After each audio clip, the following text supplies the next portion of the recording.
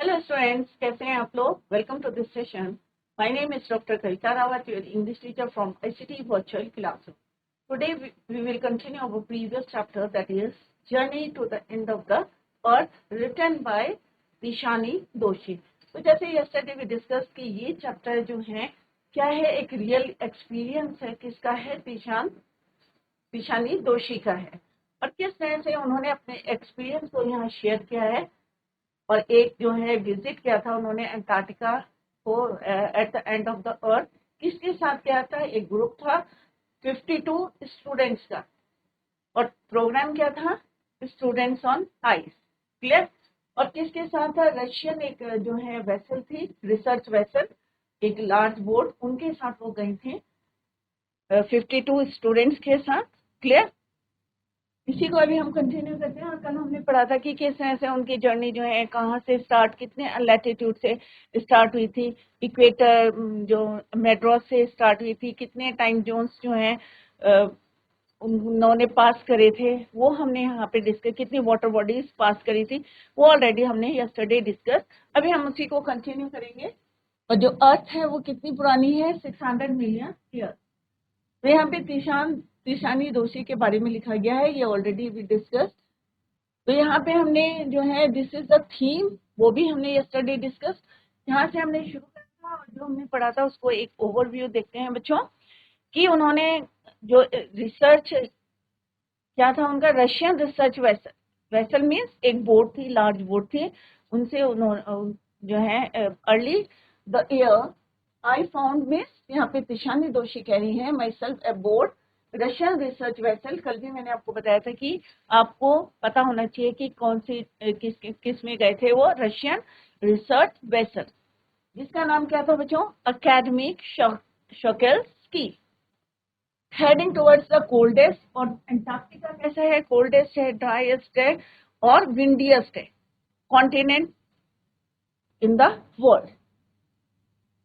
और कल हमने पढ़ा था किस तरह से देखो 9 टाइम जोन्स जो है उन्होंने पास करते, 6 check points, 3 bodies of water and at least many atmosphere. और तब वो जो है फाइनली दे रीच्ड अंटार्कटिका। और वहां पे जैसे ही उन्होंने रखा और किस तरह से जो है फील करा, वो यहाँ पे हमने यस्टरडे भी डिस्कस। पार्ट ऑफ हिस्ट्री को अगर देखें तो 600 मिलियन ईयर्स एगो ए जाइंट अमलगमेटेड मीन्स, कल भी मैंने बताया था, होल एक जो है बड़ा लैंड मास था, साउदर्न सब कॉन्टिनेंट गोंडवाना। क्लियर? बट यहाँ पे पिक्चर में भी देखा था कि पहले कैसा था ये, it was amalgamated means whole land mass था। और बाद में किस तरह से जब इंडिया जो ह्यूमन बींग्स अराइव हुए, आफ्टर दैट ये किस में सेपरेट हो गया? डिफरेंट कंट्रीज में। साउथ अमेरिका ड्रिफ्ट हुआ, फ्लोट होके कहाँ पे ज्वाइन किया? नॉर्थ अमेरिका को। इंडिया कहाँ गया? एशिया में जाके मर्ज हो गया। और किस तरह से यहाँ पे अभी हम उसको यस्टरडे हमने डिस्कस करा था। और यहाँ पे एक स्पेस बचा था जिसको क्या बोलते हैं हम? Great passage. क्लियर? अंटार्कटिका के और साउथ अमेरिका के बीच में। और ग्रेट पैसेज में 3 जो है किस तरह से, इंडियन ओशन है, अटलांटिक ओशन है और पैसिफिक ओशन की वजह से अंटार्कटिका कैसा हो गया? फ्रीजेड हो गया। इससे पहले कैसा था? वार्म था, वार्मर था, वहां का क्लाइमेट वॉज मच वार्मर था। कब था? जब ह्यूमन बींग्स नहीं थे। क्लियर? तो 600 मिलियन ईयर तो एगो giant amalgamated southern super continent Gondwana, right. और किस तरह से उस समय जब 500 मिलियन ईयर्स तक ये जो लैंड मास था फ्लोरिश करता रहा, थ्राइव मीन्स फ्लोरिश करा था। बट जैसे ही वाइट आउट मीन्स एक्सटिंक्ट हो गए डायनासोर, और कौन आ गए? मैमल्स, ह्यूमन बींग्स आ गए। तो क्या हुआ बच्चों?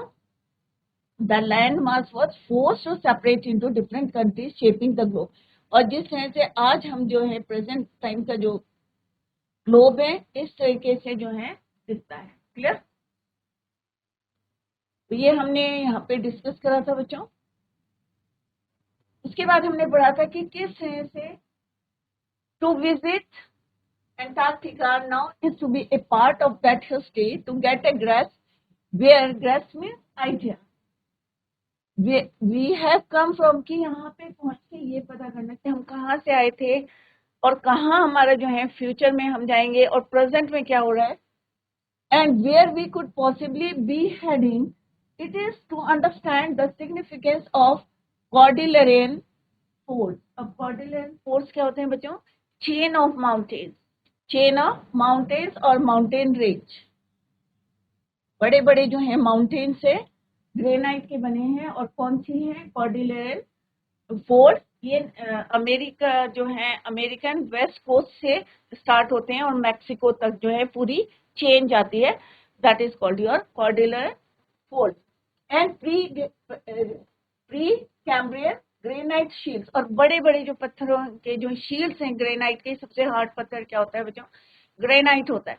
तो ग्रेनाइट के जो हैं बड़े बड़े जो पत्थर हैं, ग्रेनाइट शील्ड्स हैं, वो उन्होंने वहां पे स्टडी करी. ओजोन लेयर के बारे में पढ़ा.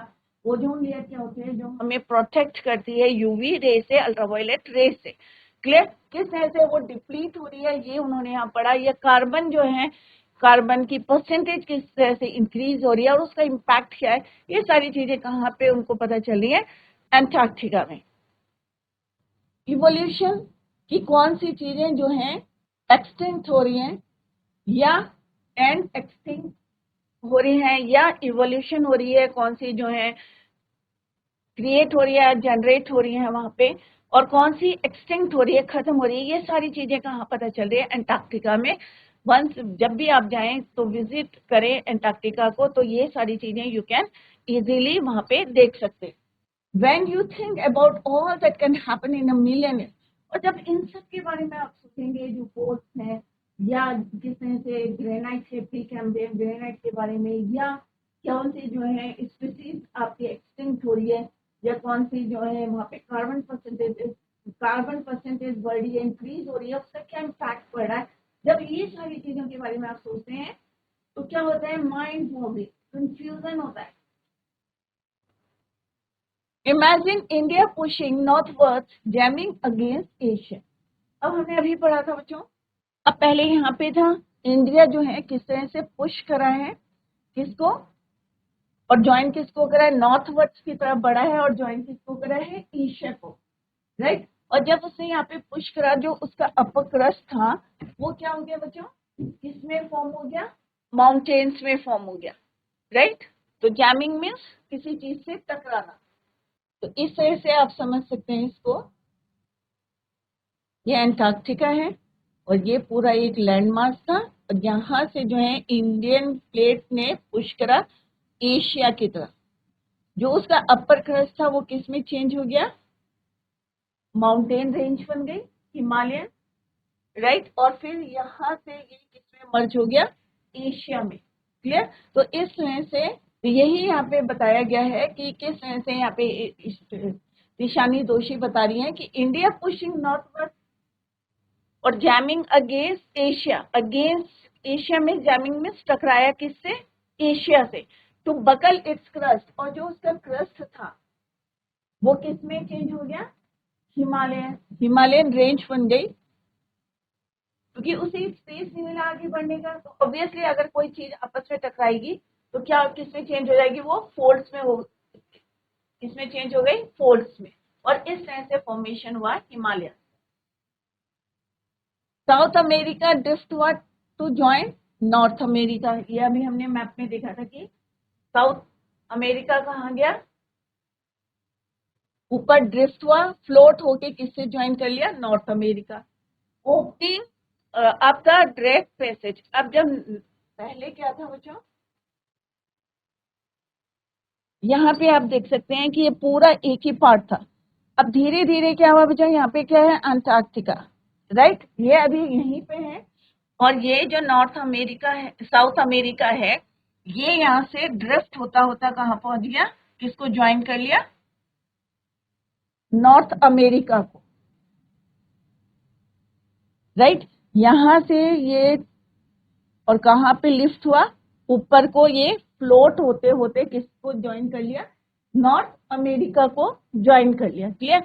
जब ये यहाँ से टूट के ऊपर चला गया, डिस्कनेक्ट हो गया, सेपरेट हो गया, राइट, तो यहाँ पे क्या बचेगा बच्चों, एक पैसेज बच जाएगा, राइट, और उसी को हम क्या बोलते हैं, ड्रैग पैसेज।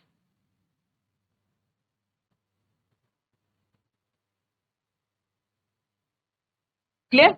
और पहले हमने क्या पढ़ा था, यहाँ पे क्लाइमेट कैसा था, वार्मर था, राइट, बट जब मैमल्स आए और उसके बाद किस तरह से ये जब सेपरेट हुआ, इंडिया पुश करके ऊपर चला गया नॉर्थ की साइड, साउथ अमेरिका फ्लोट करके नॉर्थ अमेरिका के पास मिल गया, और एंटार्क्टिका अभी भी कहाँ पे है, साउथ पोल पे, और यहाँ पे दोनों के बीच में एक गैप आया और that is called your Drake passage. और ड्रैग पैसेज की वजह से एंटार्क्टिका क्यों है फ्रिजिड, अभी हम पढ़ेंगे बच्चों, क्योंकि यहाँ पे क्या है, 3 ओशंस है, कौन कौन से हैं, इंडियन ओशन है, पैसिफिक ओशन है और अटलांटिक ओशन, जिसकी वजह से ये वाला एरिया जो है एंटार्क्टिका कैसा है, फ्रिजिड है, कोल्ड है। इज इट क्लियर बच्चों?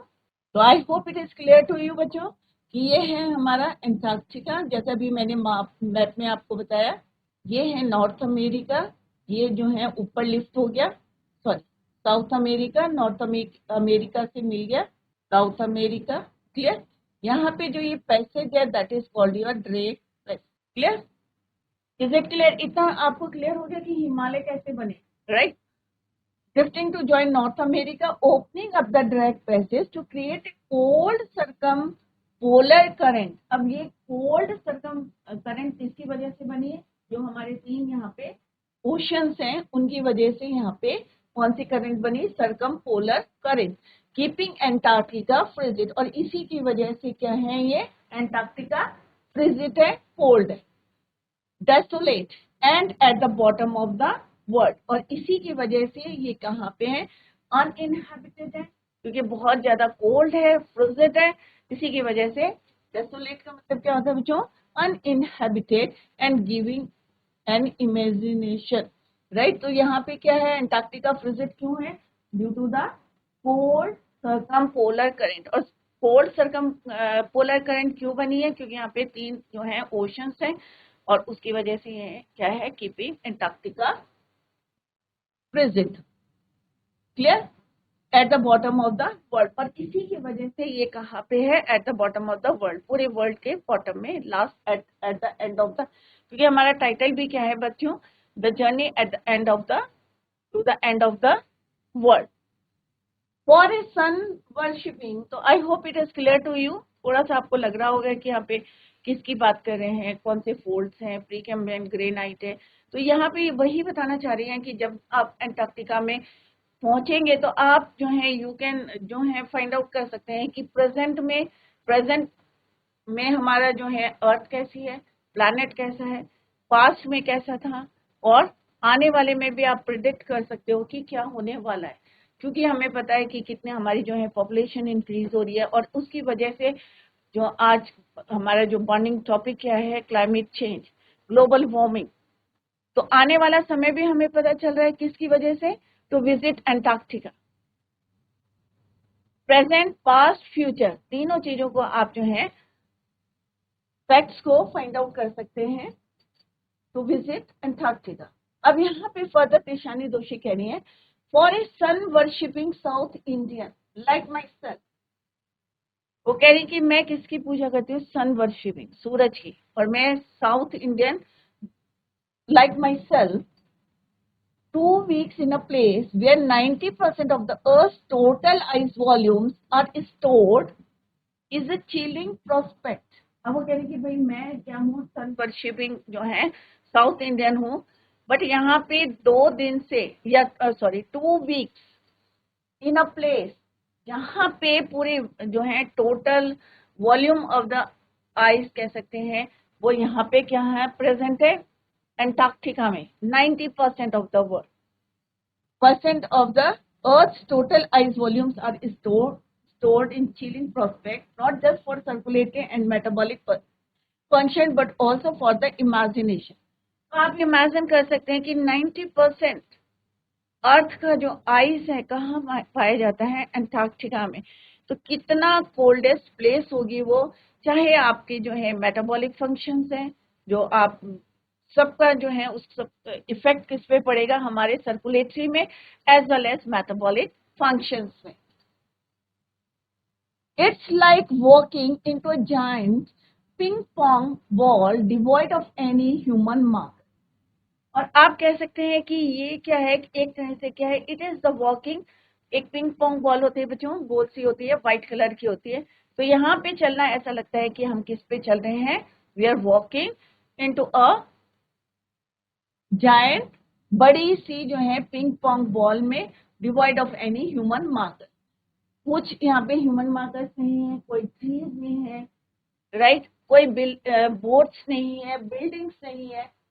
तो ये ह्यूमन मार्कर्स हैं, कोई ट्री नहीं है, कोई बिल बोर्ड्स नहीं है, बिल्डिंग्स नहीं है। यू लॉस ऑल अर्थी sense of prospective and time here. यहाँ पे आपको कुछ ध्यान नहीं रहेगा, सुबह का, शाम का, कोई यहाँ पे ह्यूमन मार्कर्स नहीं है। पूरी चारों तरफ अगर आप देखेंगे तो क्या दिखाई देगा आपको, आइज दिखाई देगा और एक साइलेंस, वो आगे हम पढ़ेंगे अभी। द विजुअल स्केल रेंजेस, अगर हम वहां पे देखें तो विजुअल स्केल रेंजेस कहां से कहां तक है बच्चों, माइक्रोस्कोपिक टू द माइटी, छोटे से छोटा माइक्रोस्कोपिक जो है, आप यहाँ पे कोई भी ऑर्गेनिजम्स जो है देख सकते हैं, या कोई माइटी मीन्स बहुत बड़ा। तो यहाँ पे क्या लिखा है, and mites to blue whales, छोटे से छोटा और बड़े से बड़ा, लाइक वेल्स की तरह भी आप यहाँ पे जीव जंतुओं को देख सकते हैं। Whales iceberg as big as, और इतने बड़े बड़े जो हैं आइसबर्ग्स, आइसबर्ग्स क्या होते हैं, बर्फ के टुकड़े इतने बड़े होते हैं कि एक कंट्री के बराबर। और यहाँ पे कौन सी कंट्री बताइए, बेल्जियम, बेल्जियम के बराबर जो है, जितना एरिया उसका होता है, उतने बड़े बड़े you can see icebergs in Antarctica. तो लार्जेस्ट रिकॉर्डेड, लार्जेस्ट आइसबर्ग कितना बड़ा था बच्चों, बेल्जियम के बराबर, recorded was the size of Belgium. इतना बड़ा आइसबर्ग जो है कहाँ पे है, एंटार्क्टिका में। Days go on and on and on in surreal 24-hour austral summer light, and a ubiquitous silence interrupted only by the occasional avalanche or calving ice sheet. अब यहाँ पे क्या है बच्चों, austral means relating to the southern hemisphere, क्योंकि अभी हम कहाँ पे, साउदर्न हेमिस्फीयर में, तो एंटार्क्टिका कहाँ है, southern hemisphere. Ubiquitous means everywhere, avalanche means snow slide, calving means split and shape. अब वो यहाँ पे क्या कह रहे हैं कि कोई ह्यूमन नहीं है, कोई ह्यूमन रिमार्क्स नहीं है, कोई पेड़ नहीं है, इतना ठंडा है तो ऑब्वियसली कोई ट्री नहीं है वहाँ, कोई बिल बोर्ड्स नहीं है, क्योंकि ह्यूमन बींग्स नहीं है तो बिल बोर्ड्स नहीं है, बिल्डिंग नहीं है वहां पे, कभी क्या रहता है। और आइसबर्ग, इतने बड़े बड़े आइसबर्ग्स हैं, कितने के बराबर, एक कंट्री के बराबर। और सबसे बड़ा क्या रिकॉर्ड किया गया, was the size of Belgium, Belgium के बराबर जो है, बेल्जियम कंट्री के बराबर you can see iceberg. Days go on and surreal 24 hours, austral summer light, and a ubiquitous silence. और इतना साइलेंस रहता है कि कब वहां पे आवाज आती है, इंटरप्ट कब करता है वो साइलेंस, जब कोई एवलॉन्च, जब वहां पे बर्फ जो है टूट के गिरती है, उसके साउंड से जो है वो शांति भंग होती है वहां। Clear, avalanche means snow slide, टूट के जब स्लाइड करता है बर्फ, उसको बोलते हैं हम avalanche. Consecrates the place. It demands, consecrates means make or declare sacred. It's an immersion that will force you to place yourself in the context of the Earth's geological history, and for humans, the prognosis is not good. Prognosis means a forecast. कोई भी जो है बातों को predict करना, right? It is an immersion that will force you to place yourself in the context of the Earth's geological position, and for humans the prognosis is not good. जो हम prediction करते हैं भाई ऐसा है, अगर हमने जो है रियल में वहां पे प्रेजेंट होके जो प्रैक्टिकली देखा है, तो यहाँ पे उन्होंने कहा है कि जो भी जो है प्रोग्नोसिस मीन्स जो फोरकास्ट है ऑफ द लाइकली आउटकम, जो भी हम वहां पे देख रहे हैं तो वो क्या है हमारा, उसको हम बता सकते हैं, राइट। तो यहाँ पे हमने क्या पढ़ा बच्चों कि आप अगर, निशानी दोषी ने क्या बताया कि अगर आप विजिट करते हैं अंटार्कटिका तो आपको you can understand the significance of, आप जो है चाहे कोई फोल्ड्स है, माउंटेन रेंज है, चाहे जैसे यहाँ पे किसकी बात करी है उन्होंने, कॉर्डिलेरन फोल्ड्स जो अमेरिका वेस्ट कोस्ट से कहाँ तक जाते हैं रेंज, मैक्सिको तक, right. Granite shield, ozone layer के बारे में, कार्बन के बारे में, अगर आप इन सब के बारे में जानना चाहते हैं तो आपको कहाँ जाना है, अर्थ के प्रेजेंट पास्ट फ्यूचर को इजीली आपको यहाँ पे फैक्ट्स मिल सकते हैं। या हिमालय कैसे बने, ड्रैग पैसेज के बारे में हमने पढ़ा कि किस तरह से इंडिया जो है किधर की तरफ ड्रिफ्ट हुआ है और मर्ज हुआ है, एशिया से हुआ है, और उसका जो अपर क्रस्ट है किस तरह से buckle its crust means bent हुआ है एंड फॉर्म हिमालयस, और किस तरह से हिमालयस बने।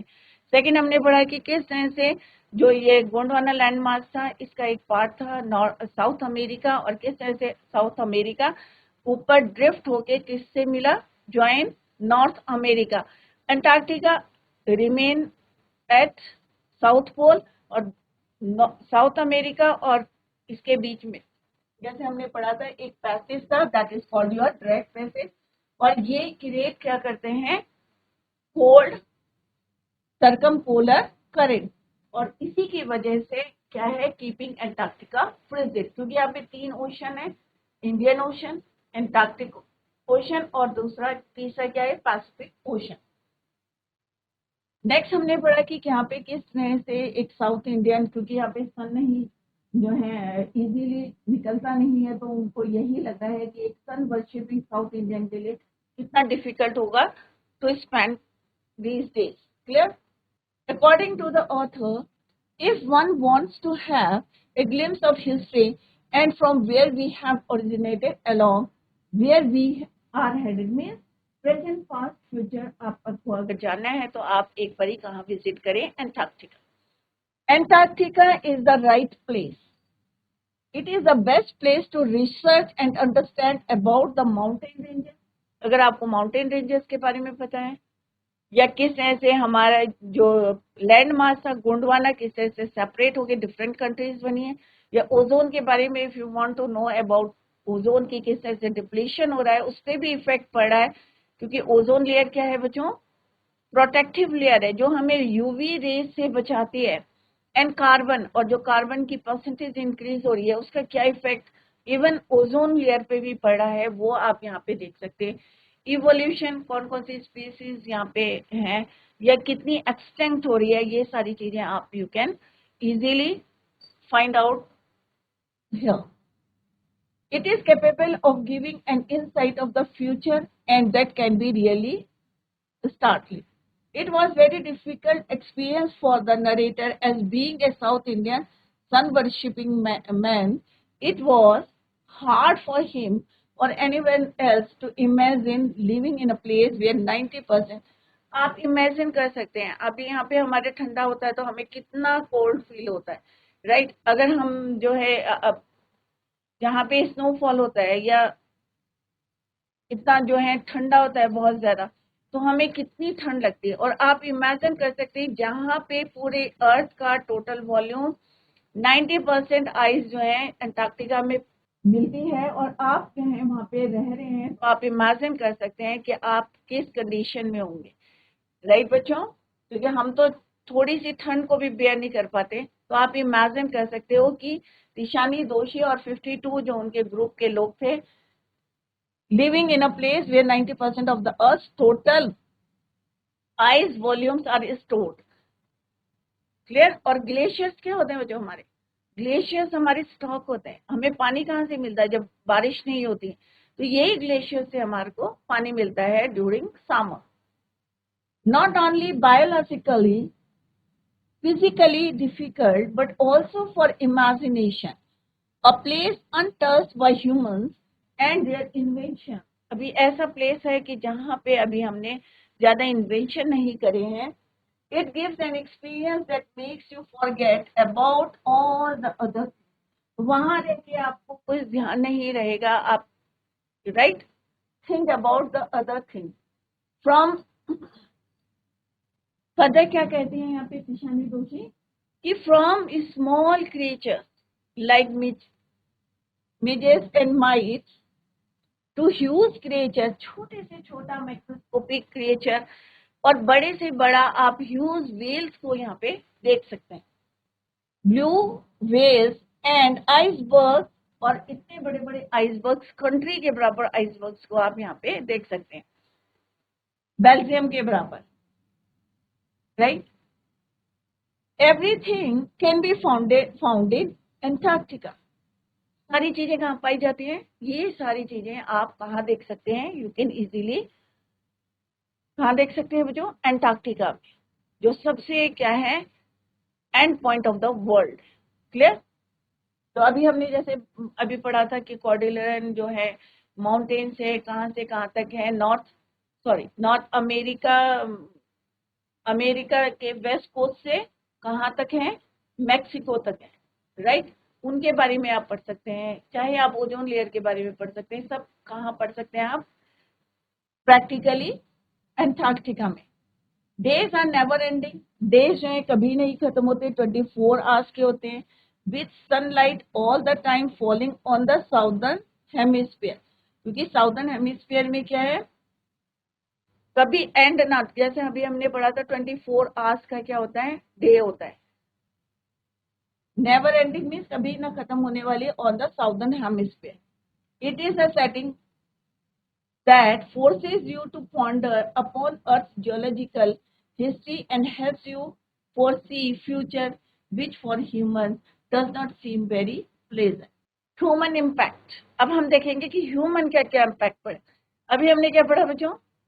प्रीवियस हिस्ट्री पढ़ी कि कैसे जो है पहले लैंडमास था, गोंडवाना था, किस तरह से उसके पहले कितना फ्लोरिश करा था 500 ईयर्स तक, बट जैसे ही डायनासोर्स जो हैं एक्सटिंक्ट हुए और मैमल्स ने उनकी जगह ली और सडनली ये सेपरेट हुआ डिफरेंट कंट्रीज में।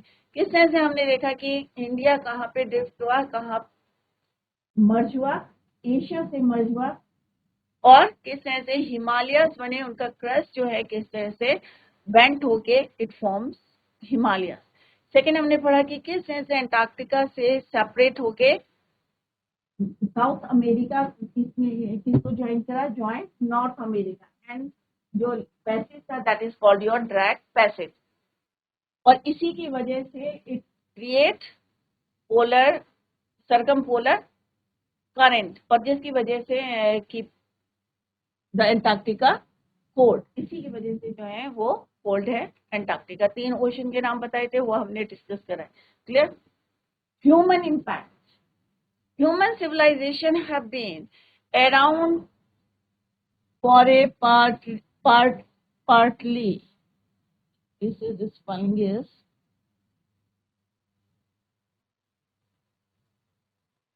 12,000 years, barely a few seconds on the geological clock.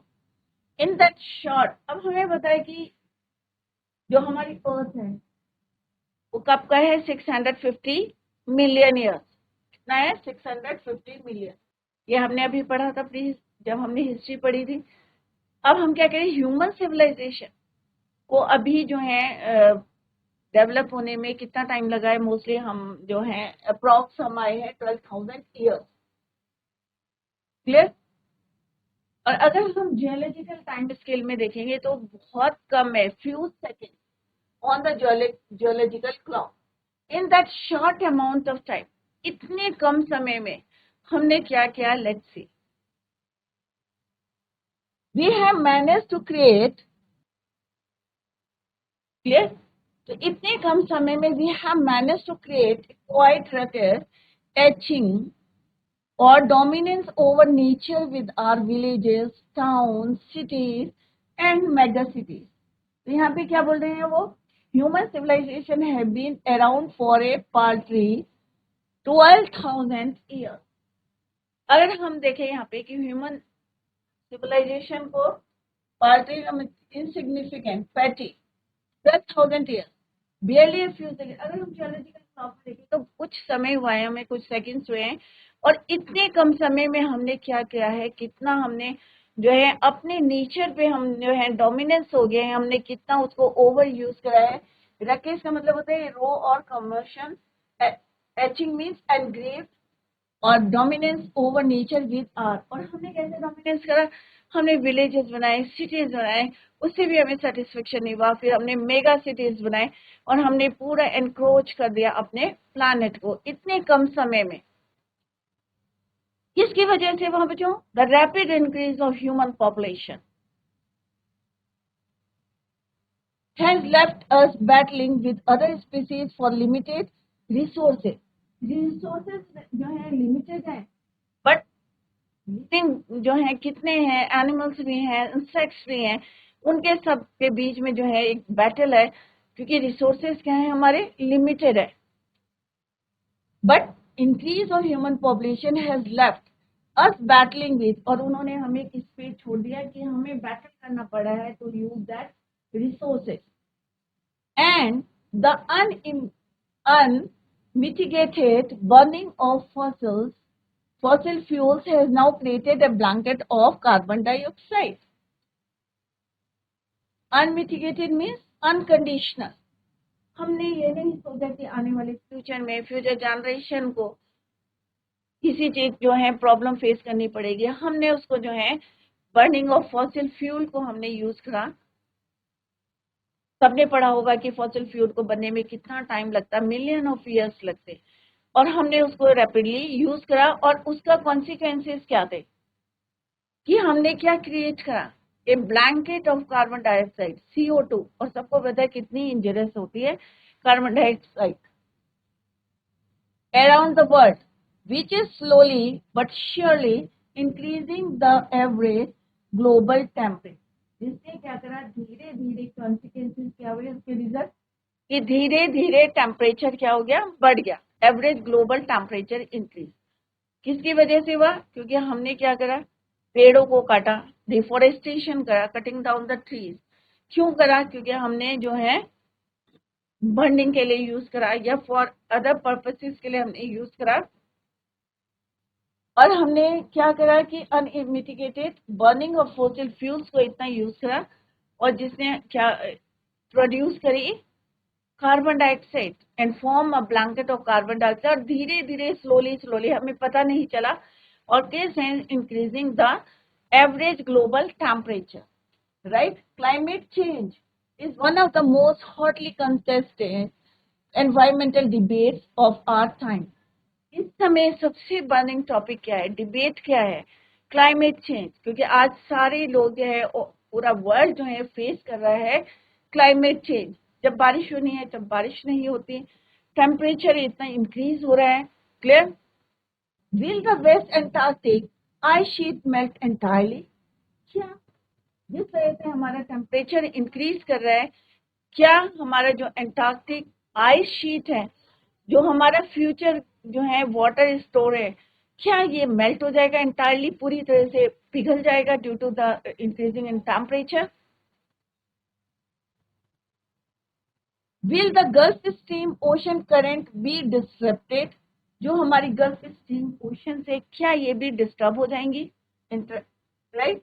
Will it be the end of the world as we know it? क्या हमारे वर्ल्ड का एंड हो जाएगा?